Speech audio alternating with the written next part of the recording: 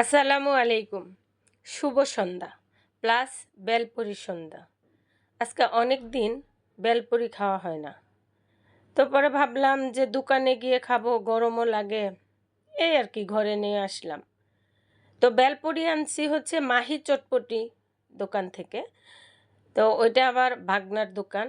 অবশ্য ভাগনাও লাগে আবার শ্বশুরও লাগে। সে আমাকে ছেলের বউ দাবি করে। তো আমি ফোন করে বললাম, শ্বশুর আজকে তো বেলপুরি খাবো। পরে বলে, আন্টি এখন তো কেউ নাই, তো কেউরে পাঠান দিয়ে দিব।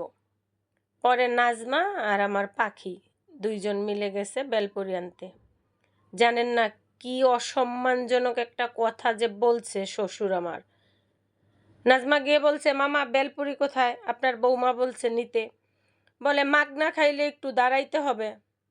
ইস, এই কথা শোনার পরও খাইছি, কারণ মনে চাইছে তো সেজন্য। তো আপনারা সিলেটে যারা আছেন আম্বরখানার পাশাপাশি, আপনাদের কাছে আমার এই কথাটাই রইল, প্লাস দাওয়াত রইল।